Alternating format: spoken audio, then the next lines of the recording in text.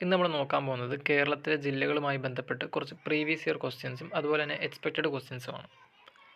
കേരളത്തിലെ ആദ്യ mangrove museum സ്ഥിതി ചെയ്യുന്നത് കൊയിലാണ്ടിയിലാണ്.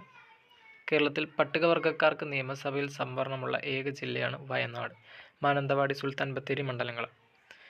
റുപ്കോ സ്ഥിതി ചെയ്യുന്ന ജില്ല കണ്ണൂർ. കാസർഗോഡ് സ്ഥാപിതമായ വർഷം 1984 മെയ് 24-നാണ്.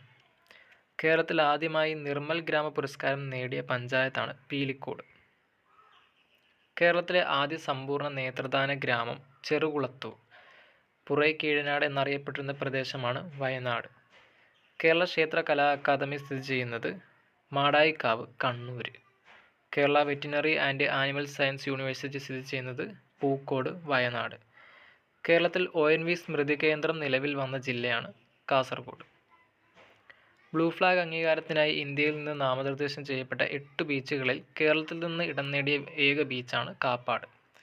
ഏഴിമല നാവിക അക്കാദമി ഉദ്ഘാടനം ചെയ്തത് ഡോക്ടർ മൻമോഹൻ സിംഗ് ആണ്. റീജിയണൽ അഗ്രികൾച്ചറൽ റിസർച്ച് സ്റ്റേഷൻ സ്ഥിതി ചെയ്യുന്നത് അമ്പലവയൽ, പീലിക്കോട്. ബേപ്പൂർ പുഴ എന്നറിയപ്പെട്ടിരുന്നത് ചാലിയാറാണ്. കയ്യൂർ സമരം നടന്ന വർഷം 1941. 2019 ഉരുൾപൊട്ടലിൽ അനേകം പേർ മരിച്ച വയനാട് ജില്ലയിലെ പ്രദേശമാണ് പുത്തുമല. നെടിയിരുപ്പ് സ്വരൂപം എന്നറിയപ്പെട്ടിരുന്നത് കോഴിക്കോട് രാജവംശമാണ്.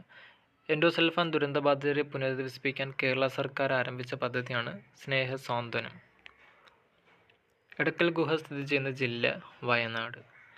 കേരളത്തിലെ ആദ്യ ജയിൽ മ്യൂസിയം നിലവിൽ വരുന്നത് കണ്ണൂർ സെൻട്രൽ ജയിലിലാണ്.